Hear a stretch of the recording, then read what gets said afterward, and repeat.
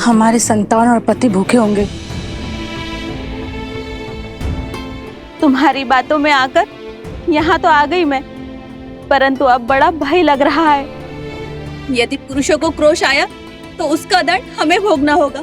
यदि मेरे पति ने आपकी भांति मेरा भी त्याग कर दिया तो मैं कहाँ जाऊंगी?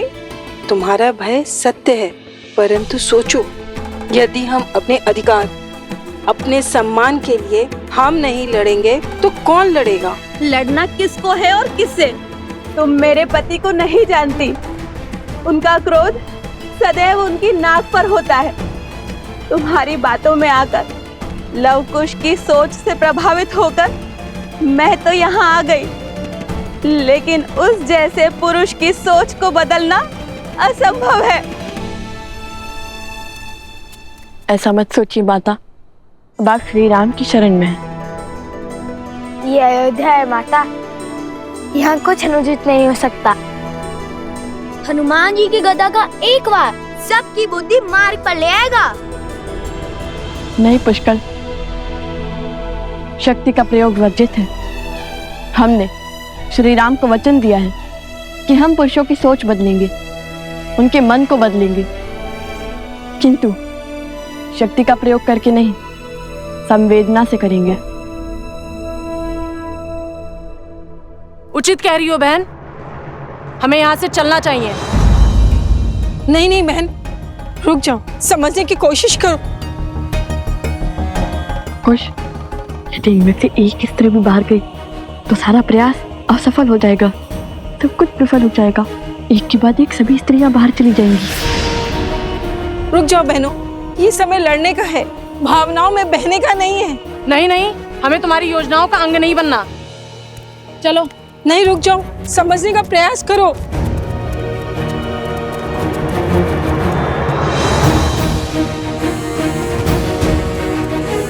जिनमें एकता नहीं, वो एक दूसरे की क्या संबल बनेंगी? ये समय एकता की शक्ति दिखाने का है, और आप लोग हैं कि यहाँ से एक दूसरे का विश्वास तोड़कर जा रही है।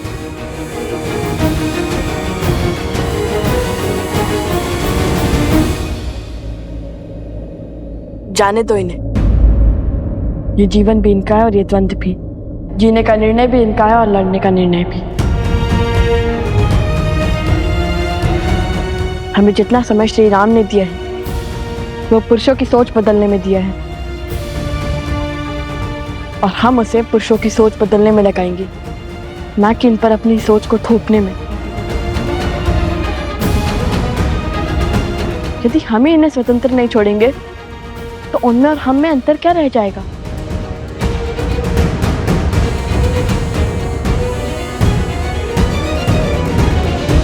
हनुमान जी की बात तो उचित लगती है।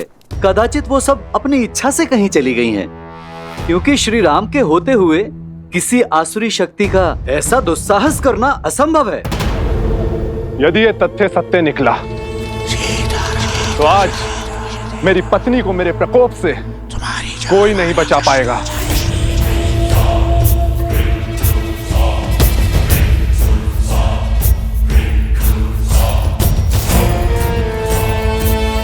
उन स्त्रियों को उनका उचित स्थान दिखाना आवश्यक है। उचित कहा आपने।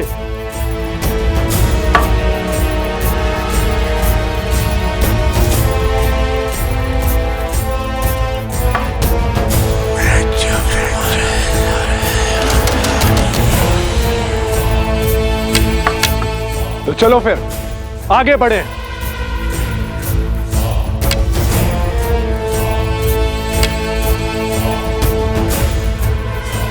अब दूसरी टुकड़ी को भड़काने की बारी है।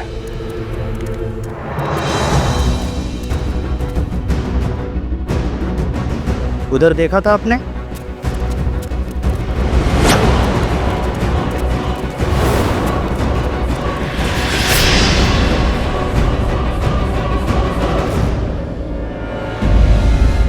सुशीला, कमला, गीता, प्रातः काल से कहां थी तुम? बिना आज्ञा घर से बाहर पग कैसे धरा तुमने? विद्रोह की चिंगारी उठ रही है हमारे विरुद्ध। उल्लंघन करेगी पति की आज्ञा का। किसकी आज्ञा से घूंघट उठाया तुमने? घर से बाहर निकली।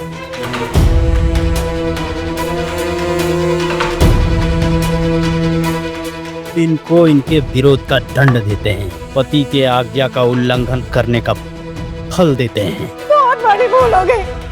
हे ईश्वर, रक्षा करना। आज तो ईश्वर भी नहीं बचा पाएगा तुम्हें।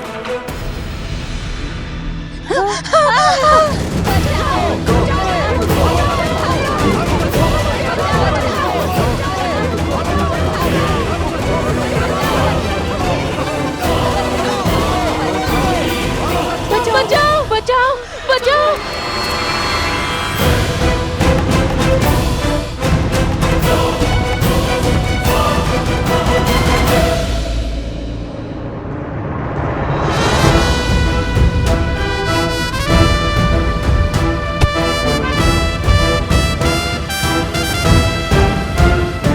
शांत हो जाओ, शांत हो जाओ, शांत हो जाओ।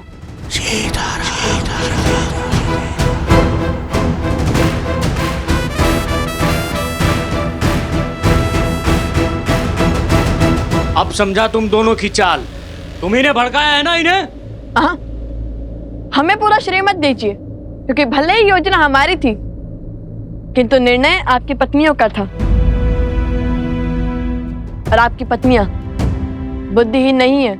उन्होंने सोच समझकर विचार कर कर हमारा साथ दिया है। तुम हमारी पत्नियों को पथभ्रष्ट कर रहे हो।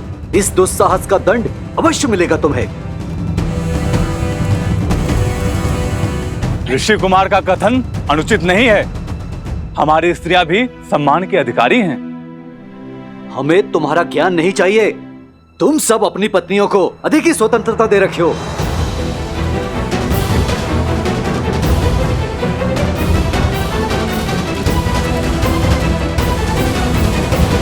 हमने तो केवल स्त्रियों को उनके अधिकारों का स्मरण करवाया, उन्हें सम्मान का मोल समझाया। अब आप भी बताइए, हमने क्या अनुचित किया? क्या कभी आपने हमें मानव समझा? कभी खेत में काम करने वाली एक सेविका समझा, कभी वस्त्र धोने वाली सेविका, तो कभी भोजन बनाने वाली सेविका, तो कभी बच्चे पालने वाली सेविका। फिर भी हम स्त्रियों ने हमेशा आपको प्यार दिया, आपके घर को संवारा। हमें हमारा सम्मान चाहिए, तो उसमें अनुचित क्या है? मौन हो जा।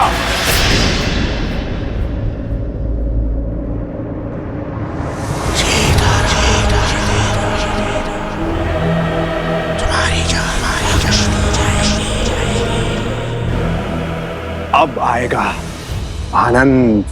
उस रात्रि कहानी बनाकर तू किसी नाविक के साथ रुक गई थी, और आज ये सॉन्ग रचकर तुम मेरा अपमान कर रही हो। जो स्वयं अपने सम्मान के लिए तरस रही है, वो दूसरे का क्या अपमान करेगी? आपके क्षण भर के आवेश ने महारानी सीता से उसका संसार छीन लिया, उन्हें वनवास जाने के लिए विवश कर दिया। आपने मुझे घर से निकाल दिया, परंतु कभी भी सत्य जानने का प्रयास किया? अब तो हमें बल दिखाना ही होगा। नहीं, इन्हें अपना युद्ध स्वयं लड़ना होगा। यदि ये अपने स्वाभिमान के लिए नहीं उठेंगी, तो आने वाले वियोग में भी ये सम्मान नहीं पा पाएंगी। इस युद्ध की परिधि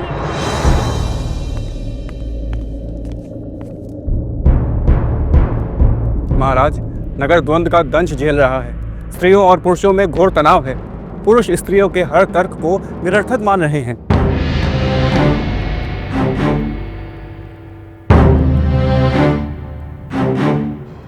महाराज, क्या मुझे कुछ कहने की अनुमति है? अवश्य। महाराज, कहीं ये द्वंद्व समाज का संतुलन न बिगाड़ दे। महाराज, युगों से चली आ रही परंपरा को बदलने की आवश्यकता क्या है? जब तक लव कुश नहीं थे, तब तक सब कुछ ठीक था। आज पुरुष और स्त्रियों के बीच जो भी कुछ हो रहा है, उसका कारण केवल लव कुश है। उन्होंने पतियों को पूजने वाली स्त्रियों को पतियों के ही विरुद्ध खड़ा कर दिया है।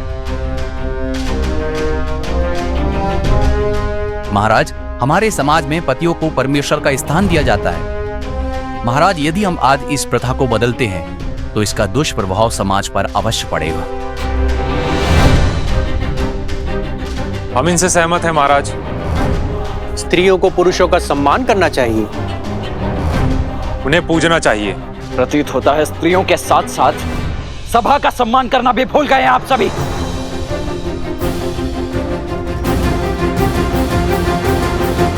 लक्ष्मण, शांत।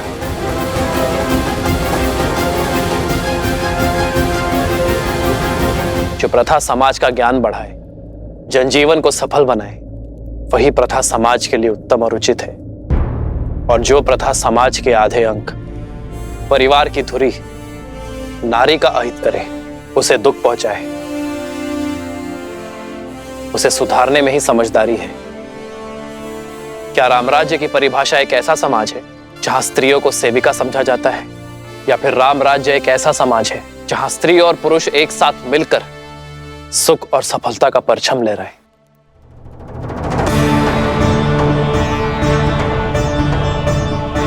एक स्त्री को दासी समझना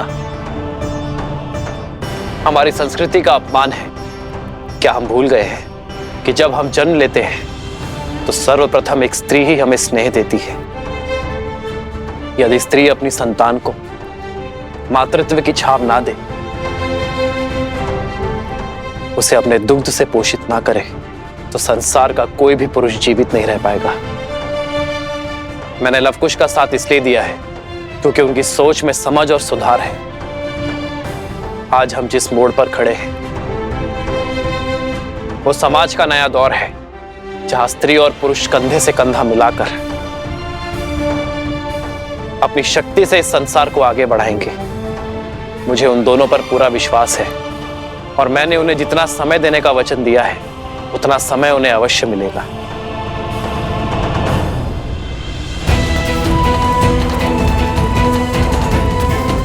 कब तक ही चुप रहेंगी? कब तक यूं ही चुपचाप अन्याय सहती रहेंगी? कुछ बोलती क्यों नहीं अब?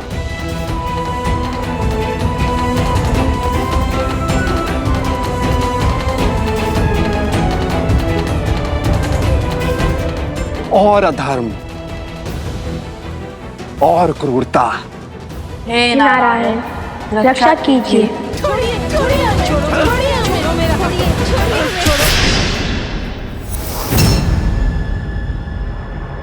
जय श्री राम। संजय, मैं तुझे पाठ पढ़ाता हूं। रुक जाओ।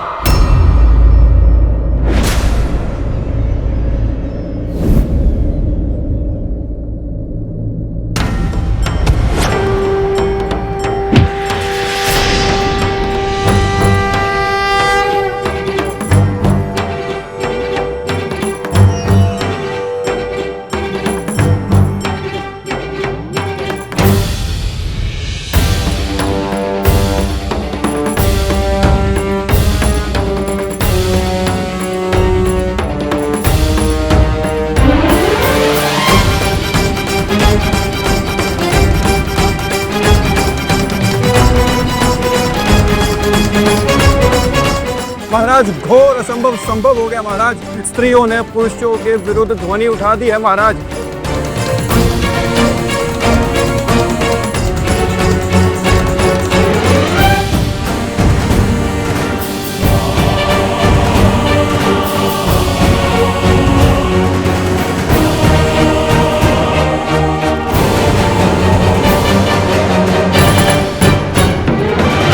हमने अपमान के अनंत घुट पिए हैं, अनगिनत अत्याचार सहे, क्योंकि मुझे मेरी माँ ने सीख दी थी कि पति परमेश्वर है।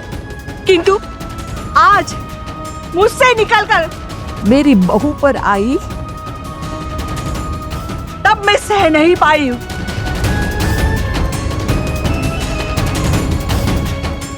सोच का ये बीच इनके मन में अंकुरित होना आवश्यक था। अब जब ये अपने सम्मान के लिए लड़ने को सच है, तो हम भी इनका साथ देंगे।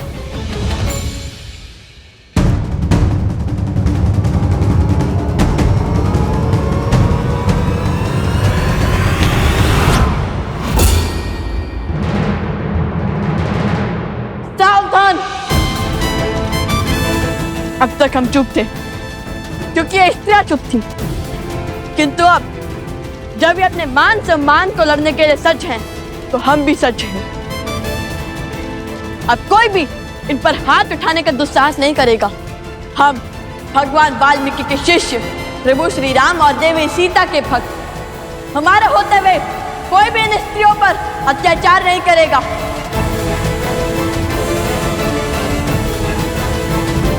हम इनके साथ हैं, हम इनके साथ हैं, हम इनके साथ हैं।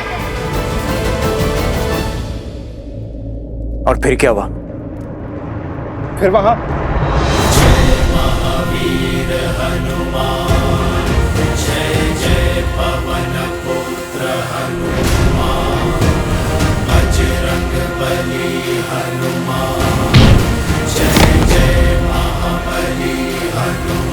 देखिए हनुमान जी, ये लव और कुश अयोध्या की स्त्रियों को भड़का रहे हैं। अच्छा, तो घर परिवार संभालने वाली नारी अबोध है, मतिहीन है कि जो कोई भी इन्हें भड़का दे।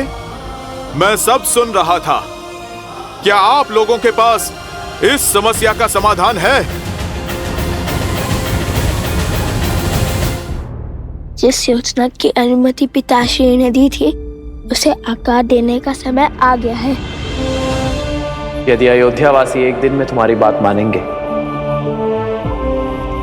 तो तुम्हारे उपाय को और आगे बढ़ाएंगे। मेरे पास एक उपाय है। यदि आप समझते हैं कि स्त्रियों का योगदान आपके जीवन में केवल खाना पकाना या फिर संतानों को संभालना ही है, यदि आप उन्हें अपने से कम और स्वयं से नीच आंकते हैं, तो ठीक है, केवल एक दिन अपने पत्नियों के बिना अपना जीवन चलाकर दिखाइए।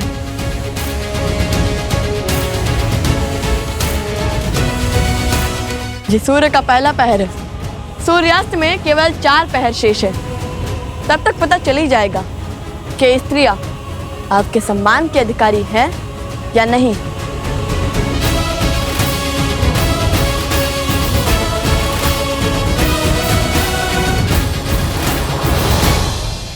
उचित ही तो कहा है लव कुश ने।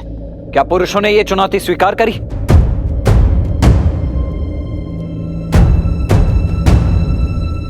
ये चुनौती स्वीकार है आप सबको? हाँ हाँ स्वीकार है, हाँ, स्वीकार है, हाँ स्वीकार है, हमें हाँ स्वीकार है, हाँ स्वीकार है, हाँ स्वीकार है। महाराज, इतनी विकट स्थिति में भी आप मुस्कुरा रहे हैं। कदाचित आप इस शर्त का तर्क नहीं समझ रहे हैं। पुरुष स्वभाव से बहुत हठी होते हैं। जब बात उनके अहम पर आ जाए तो शाम दाम दंड भेद कुछ भी अपना कर अपना पलड़ा भारी करने की ही सोचते हैं। मान लीजिए कल उन्होंने अपनी पत्नियों का परित्याग कर दिया तो इतनी सारी स्त्रियों की पीड़ा और परित्याग का कलंक अयोध्या के माथे ही लग जाएगा।